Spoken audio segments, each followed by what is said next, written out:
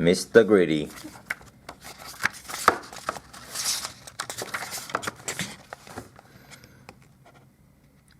Mr. Greedy liked to eat. In fact, Mr. Greedy loved to eat, and the more he ate, the fatter he became. And the trouble was, the fatter he became, the more hungry he became. And the more hungry he became, the more he ate. And the more he ate, the fatter he became. And so it went on. Mr. Greedy lived in a house that looked rather like himself. It was a roly-poly sort of a house. One morning, Mr. Greedy awoke rather earlier than usual. He'd been dreaming about food as usual, and that made him wake up feeling hungry as usual. So Mr. Greedy got up, went downstairs and ate the most enormous breakfast. This is what Mr. Greedy had for his breakfast: toast, 2 slices, cornflakes, 1 packet, milk, 1 bottle, sugar, 1 bowlful, toast, 3 slices, eggs, 3 boiled, toast, 4 slices, butter, 1 dish, and marmalade, 1 jar. When he had finished this enormous breakfast, Mr. Greedy sat back in his chair, smiled a very satisfied smile, and thought, "That was a delicious breakfast," he thought to himself. "Now I wonder what would be nice to have for lunch."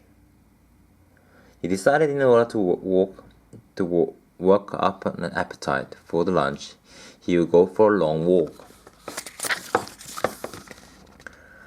That morning, Mr. Greedy walked and walked and walked. Then he discovered a cave. "That's funny," he thought. "I don't remember seeing that there before."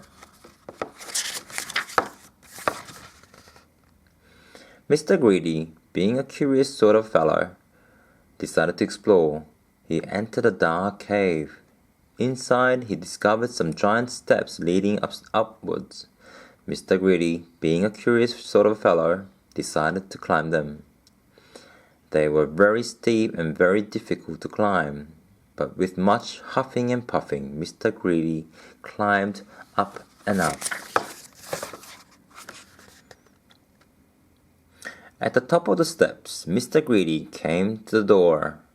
It was without a doubt the biggest door that Mr. Greedy had ever seen, and it wasn't quite shut. Mr. Greedy, being a curious sort of fellow, decided to see what was on the other side of that door. So Mr. Greedy squeezed himself through the crack in the door, and there before him was an amazing sight: the biggest room in the world. The floor was as big as a field. The table in the middle of the floor was as big as a house, and the chairs around it were as high as a tree. Mr. Greedy felt very small, and then he sniffed. Coming from somewhere up on top of that gigantic table was the most delicious foody smell that Mr. Greedy had ever smelled.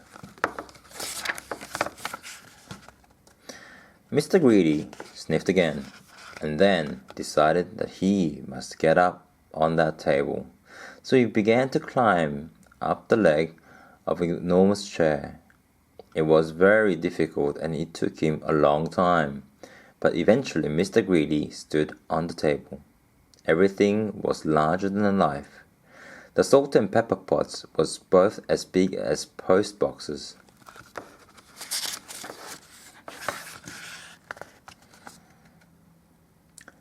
There was a bowl of fruit on the table, and Mr. Greedy tried to lift one of the oranges. And Mr. Greedy, being Mr. Greedy, took a bite out of one of the apples there. Then he looked around.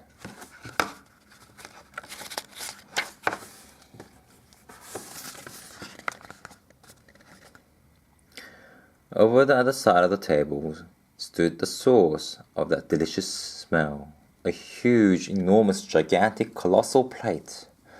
And on the plate, huge, enormous, gigantic, colossal sausages, the size of pillows. And huge, enormous, gigantic, colossal potatoes, the size of beach balls. And the huge, enormous, gigantic, colossal peas, the size of cabbages. Mr. Greedy hurried across the table towards the plate, and being Mr. Greedy, began to eat. Suddenly, a shadow fell across the plate, and Mr. Greedy found himself being picked up by a giant hand and looking into the eyes of a real live giant. "And who," thundered the giant, "are you?" Mr. Greedy was so frightened that he could only just manage to squeak his name. "Mr. Greedy," he squeaked. The giant laughed a laugh as loud as a thunder. "Greedy by name and greedy by nature," he bellowed.